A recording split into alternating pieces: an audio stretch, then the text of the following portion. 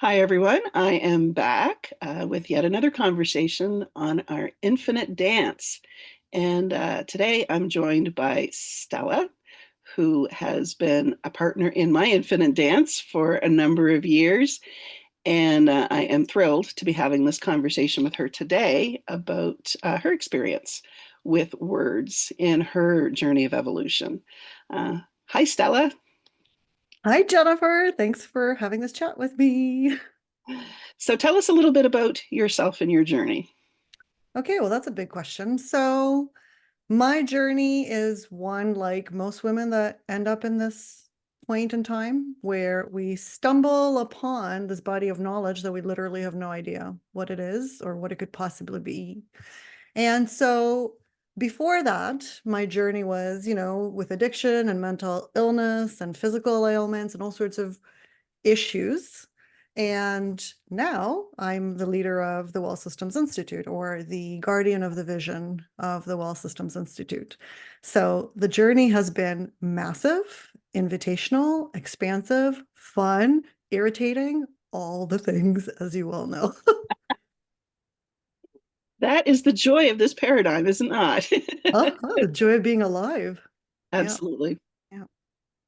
So tell me a little bit about your experience in working with words. I remember when I first met you several years ago, you were sharing some vivid and brilliant visual art that you were creating at the time.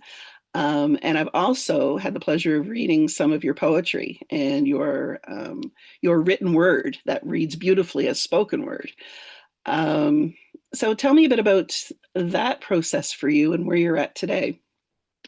Sure, absolutely. So in my previous life, so I'm going to do this in previous life and then after WEL-Systems life. So in my previous life, like most people, I would write for the purposes of being evaluated. So I became really good at writing papers and essays and paragraph structures and the way that they're taught in school and following a certain order. And the point of those was to be evaluated. So I spent many years not writing, not painting, not actually doing anything creative other than engaging in school related activities. And then after the experience of decloaking and living authentically, something shifted. So it's like there's no words for what shifted, but something shifted. And actually, during that 5-day intensive, I'd written this piece around veganism. And I was like, I'm going to post this and see what happens. So I shared it with a few people and then I posted it. And that became my first blog post. And I thought that wasn't so bad. And it was all honest, right? Like it was all the truth of my experience on paper. And then I began this like very hidden blog around whatever stellashakti.wordpress.com was. So very, very like hidden. And the journey of unfurling from that has been continuous because I continue to engage as I trust myself, as I trust my writing, as I trust the words. And I forgot that I have a poetry book out, but I have a poetry book out because it's just a collection of all these poems that moved, right? Like I downloaded them and then I produced them. And then same thing with art, but I'm no longer called to create art in that way because now my art has turned into, for example, website designs and stuff like that, which is just really, really fun for me to play with. So did that answer your question? It did. Okay. It did. And as you were speaking, I'm feeling now your creation as conversation, as art. Having had the privilege of being in conversation with you on Zoom and in person for a day or an hour or a week, um, I'm feeling very clearly that those conversations we create as code model coaches and as um, I guess, explorers in this paradigm through the WEL-Systems body of knowledge, uh, those are art in themselves because there's no two alike.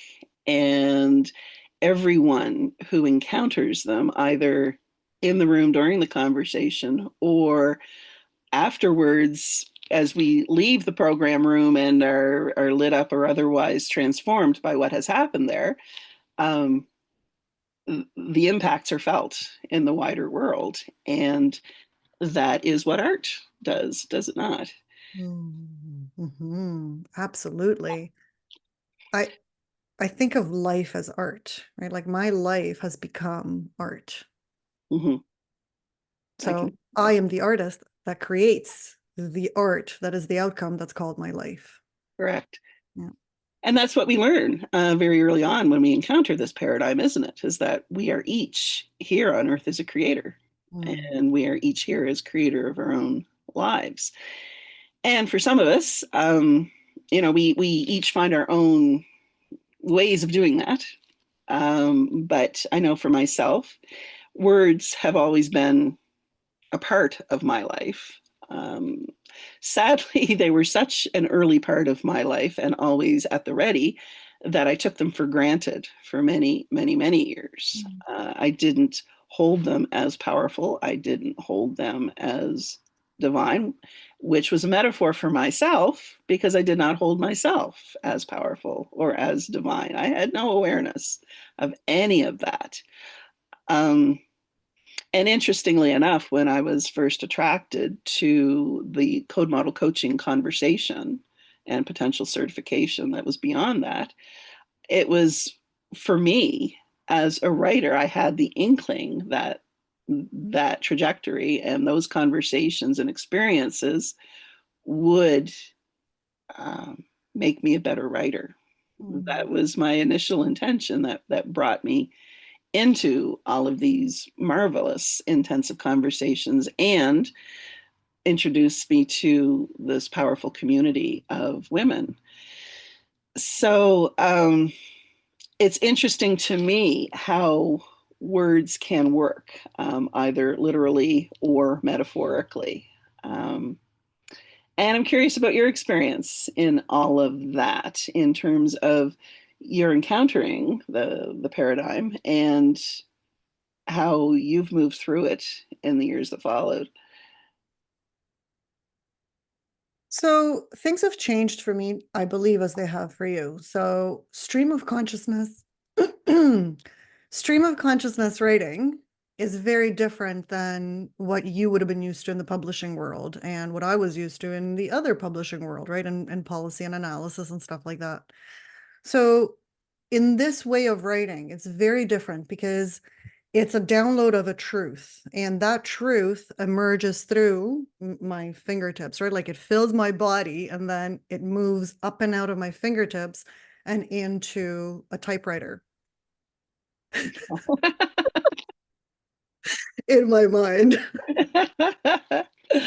And so writing has become a tool for trust, like a trust, a revelational process that I'm invited to trust what's moving through my body, because the intelligence of the writing in this way bypasses the intellect, right? It bypasses all the stories that we tell ourselves, like, this isn't perfect, or this isn't good enough, or what are people going to think, or whatever the stories that people have about their writing that holds them back, right? And so learning how to write stream of consciousness as opposed to for evaluation or for an external person to validate what we're writing as, good or bad or right or wrong, right, is very, very different.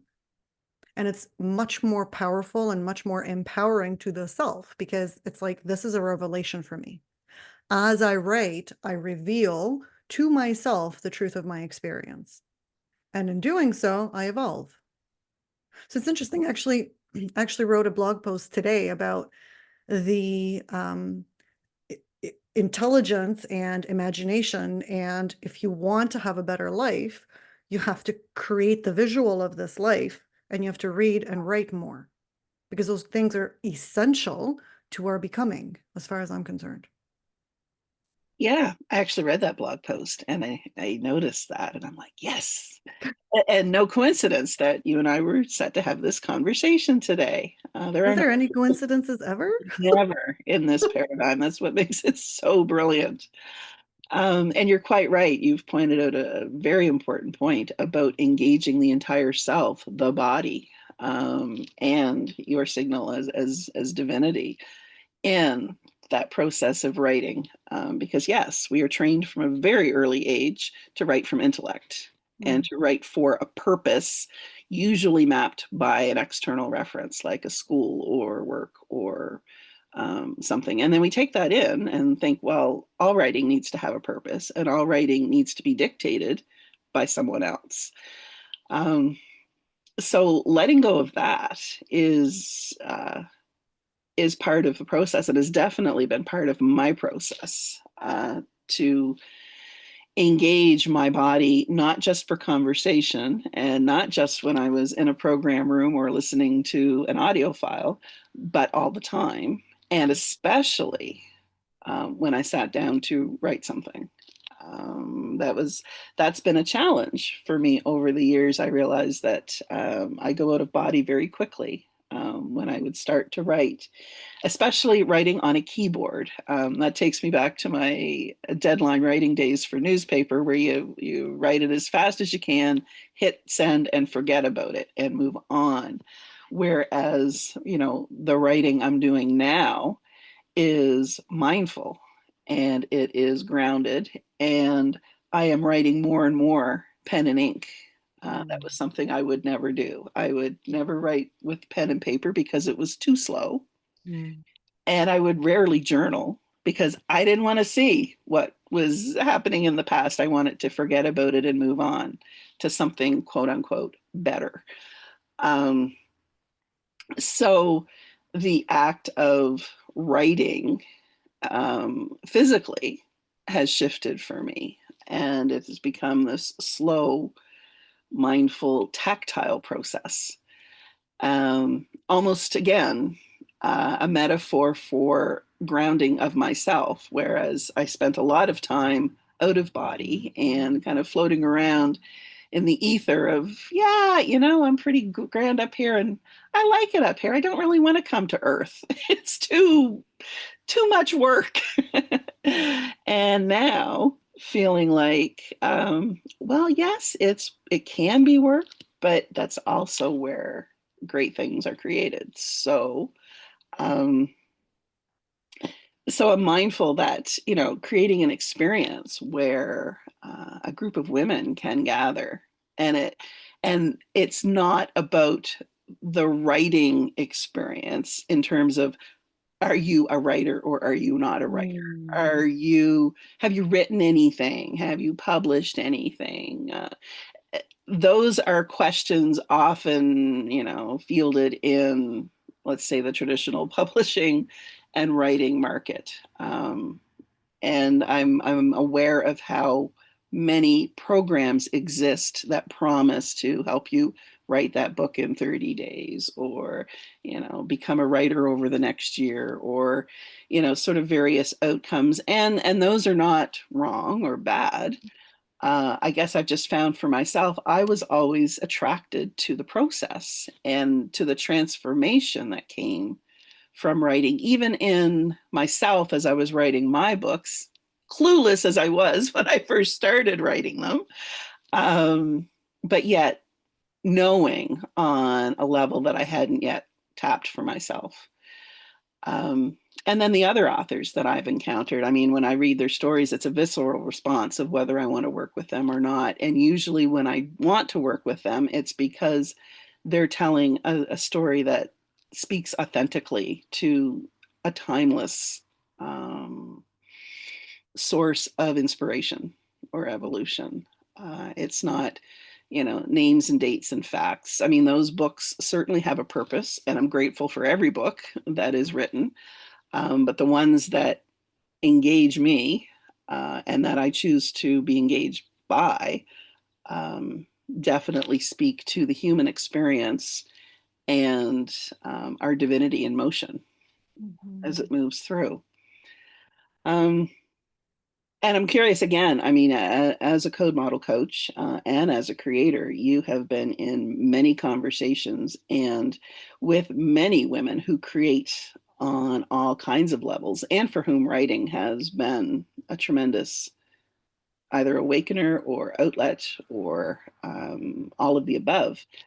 Um, yeah, what are some of your thoughts? Mhm. So, as you were speaking, what I was mindful of is how hard it is for women to trust their bodies. So, we'll have an impulse, we'll have a visceral response, as you said, to something that lights us up and we want to engage it. And then this thing happens. It's like a blurring between what I want and what we believe is possible.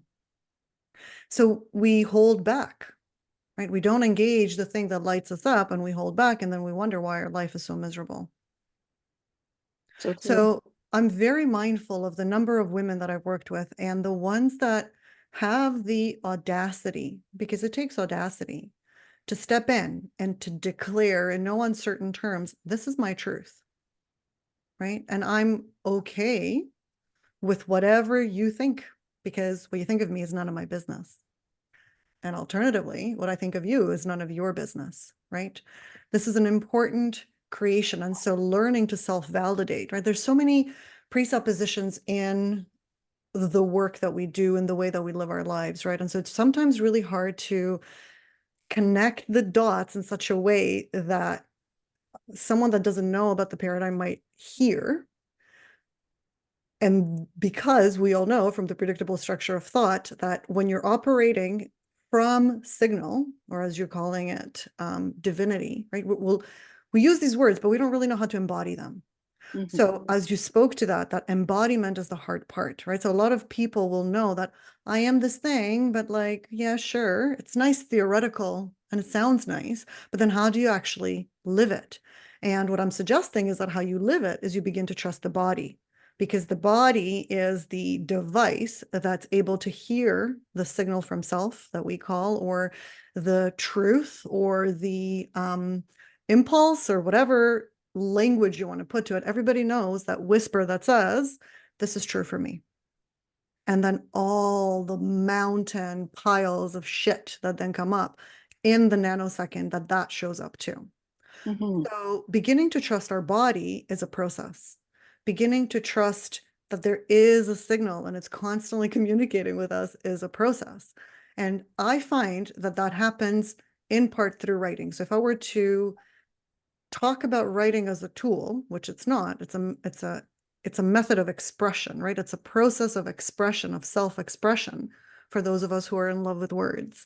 And so writing in this way that you'll be teaching, I guess, I'm not sure that you'll be coaching through, right? In your infinite dance experience. When people learn how to write in that way, they learn how to self-express, right? They learn how to trust what they already know, right? To be able to hear what they know, to be able to express what they know, to be able to trust what they know, and then to be able to validate it, as opposed to like these disconnected pieces, strategy down, right? Because we can all employ a strategy, but the strategy won't work if your mindset doesn't align. And your mindset needs to first shift, your perceptual filters need to first shift about who and what you are as a human being. So if I don't hold myself as a writer, I'll never write, no matter the strategies that I pick up on, no matter the courses that I take, no matter the thousands of dollars that I spent, it won't happen because the identity is I'm not a writer. So Correct. it's like that shift, right? Like that shift is necessary, Mhm. an identity shift. Mhm. And then what gets in the way? That's right. Mm-hmm. And I'm mindful of years before encountering this paradigm, um, of how I would feel resistance when I would sit to write certain things, Mm. especially anything about and for me, anything that didn't have a deadline or potential payment attached.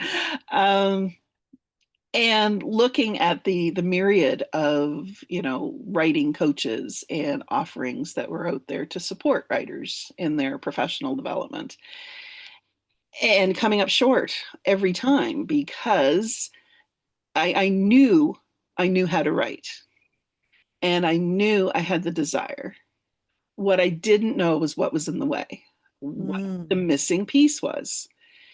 And it wasn't until I stepped into a room and for the first time saw diagrams from the WEL-Systems Institute, and the one that it mirrors the seven chakras and outlines, yeah, sort of the seven layers. And I looked at that, and something clicked, as in, this is why I'm writing.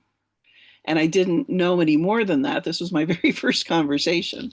But I knew from that point onward that there was this paradigm had the process, um, and and the information I was looking for. Mm. And it took me years to integrate that. Um, but that's my process. And I guess what I'm finding brilliant is that the more I engage in it and the more conversations that I am in, I'm seeing how that process is different for everyone and how powerful that is to have, say, a group of women each on their own journey, traveling at their own speed and spiral, Mhm. um, how much that can illuminate for everyone. Um, Mhm. so when I came up with this idea, and as I was developing this idea for an experience in Chelsea, um, that was part of it. It was the ability to just step into a room and be who you are and be safe in yourself, and in a room of women who are, all there for their own call, but yet with the common theme of, well, what will we write about and where will that take us? Um, and at the same time, that power of community and not writing in isolation. And I think you spoke to it earlier about the power of being witnessed, the power of sharing, as well as creating. How sharing what you create is yet another level, or at least that's how I feel it for myself. There's the things that I create on my own, and I can feel the resonance and I can feel shifting. um, when I share it with someone else, it feels like it moves a whole other layer and level. um, Mhm. what's your Mhm. experience with that? I mean, for sure, right? It's a deeper layer of revelation. So the moment that I press publish, it's now I'm open to what I might perceive as criticism, right? I'm open to my mother reading my blog posts. I'm open to that sister-in-law that I really don't fucking like, her reading my blog posts and then judging me, right? So it it's a much deeper layer of self-reclamation because I have to be willing to trust my that which I produce so strongly and intimately that and I have to know myself so strongly and intimately so that in the sharing, I don't perceive myself as vulnerable. So that's why I think it takes a while for some women to actually trust what they're writing, right? It's like they're testing the water. Like, is this safe? Is this somewhere that I want to be? Is it warm enough? Because diving in, while for some people that's an option, but for a lot of people it's not an option because they don't trust. So for me, this is turned into a self-trust experience, right? A self-trust process of engaging, and then the trust deepens, and then engaging, and then the trust deepens, you Yeah, know? absolutely. And it's so freeing to be able to sit down and write without that outcome, without an expectation of having to produce something or having to perform. Um, we always Mhm. have the choice. We have the choice to share or not, whatever feels meaningful for us in the moment. Mm. And I'm loving that because for a very long time, I never felt like I had the choice. It's like, well, I write for a living. If I don't share it, I don't get paid. Without So owning the deeper journey that awaited me if I didn't. if it didn't go straight to the money and the external validation of that. So imagine a world, Jennifer, where, I mean, I work with women and I believe women are the leaders in the new world. Imagine a world where women are unapologetically declaring the truth of their moment as it is in that moment, Yeah, right? Because it's meaningful to reveal, not because of a particular outcome. Simply the act of revelation is what's meaningful. that's right. So And it begins powerful. with that revelation first and foremost with ourselves, you know. Exactly. Yeah. Exactly. And that's the layered process, right? So like as I reveal to myself, how willing am I to include the people that are intimate to me, Hmm. right? Like the people that I want to be intimate with.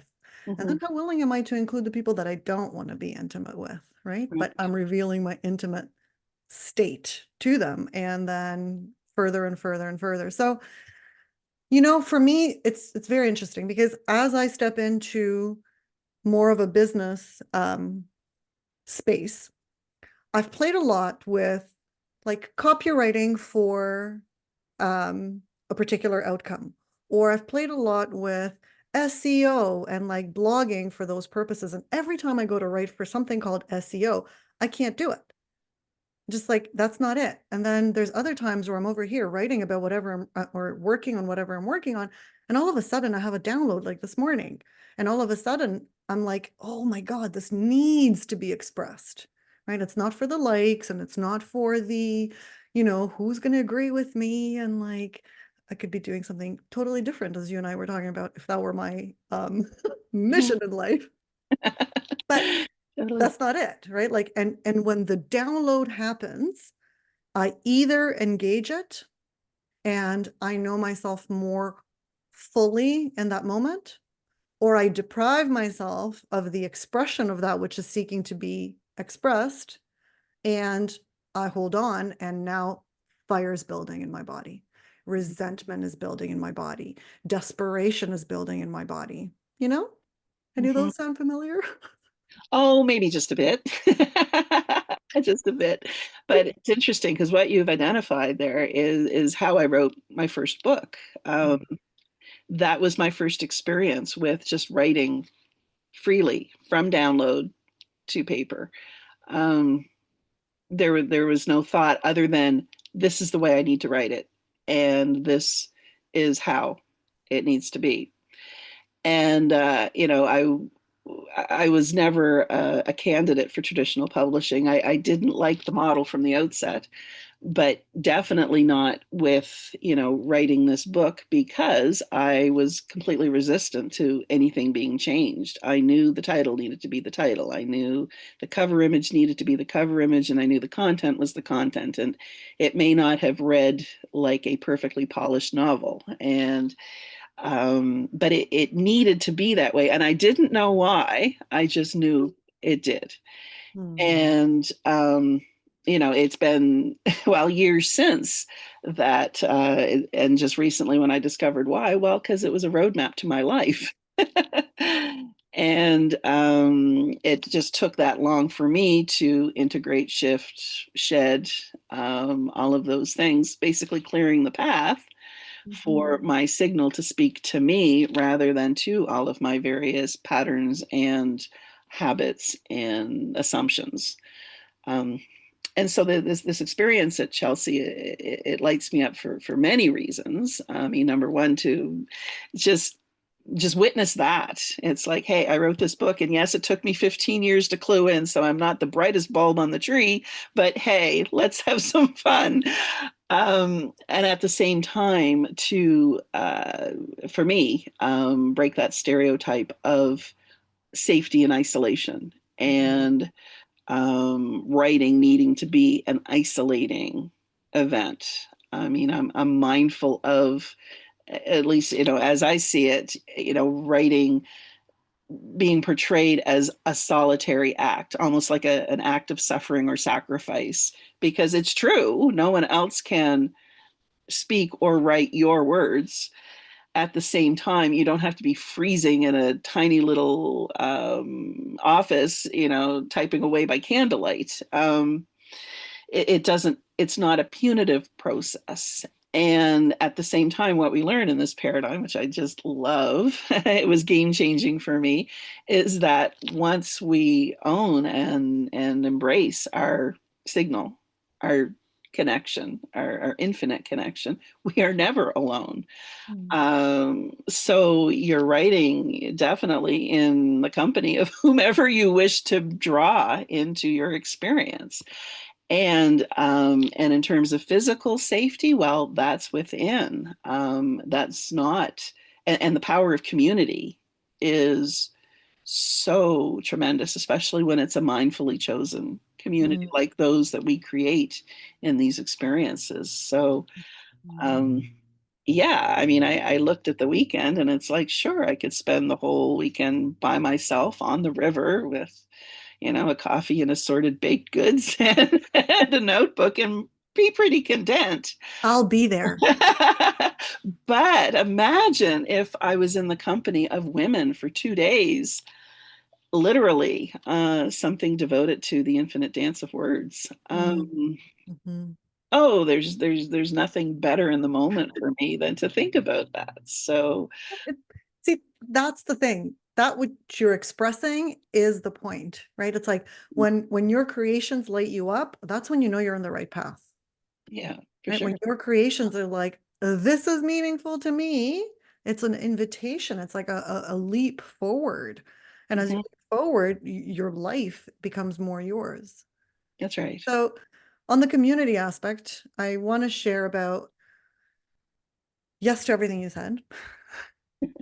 And what's happening with a Substack group of women now that are beginning to like test the waters, and some which are like, "Ooh, I love the waters," right? And some which are like, "Woo, I'm swimming and deep diving." And so there's this like plethora of different types of writers emerging from the women that we work with, right? And there's a there's a power to this way of living, and there's a power to this way of writing, and there's a power to this way of sharing. And so as the women begin to share and then cross-reference one another and then explore what's actually going on inside of me as I read your blogs and then I share that, right? And there's an energy, there's a crucible and an energy there that's from where I'm standing unmatched, because there's been a lot of like people writing, for example, me on my own blog or you on your own blog and Sheila on hers and so on and so forth. But when there's a platform for interconnectivity in such a way that you can effortlessly connect and find other writers, I feel like it's been such an incredible shift, like such an incredible shift. And so you're never alone, right? In the moment that you press publish, you're never alone. And the women that are reading it find the meaning in that for themselves, right? So you're writing for yourself, and simultaneously it's having an impact on others who want to read what you're writing, which is pretty Mhm. spectacular. Yeah, Pretty spectacular. for sure.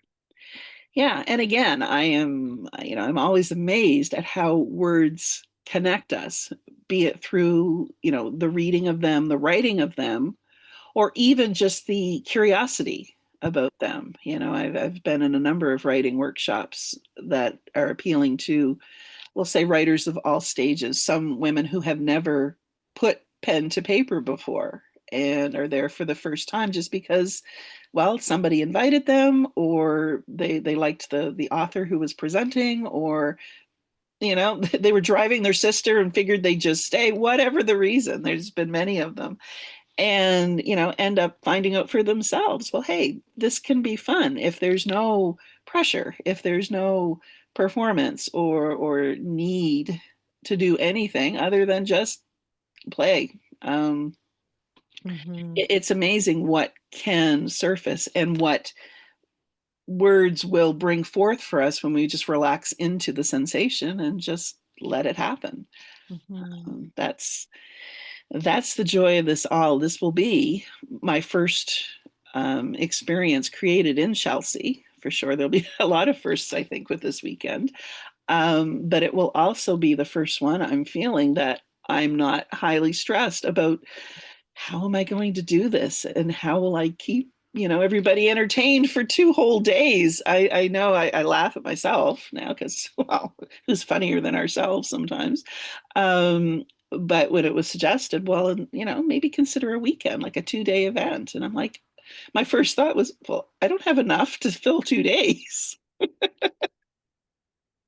And then I heard myself out loud and it's like, what? We're infinite beings. What do you mean you can't fill 2 days? Hmm. So that's all part of it. When I call it the infinite dance, it's there used to be an expression about it being the good, bad, and the ugly. I mean, I've shifted that since entering this paradigm to just the good, the better, and the brilliant, and the hilarious often too. I mean, That's part of the brilliant.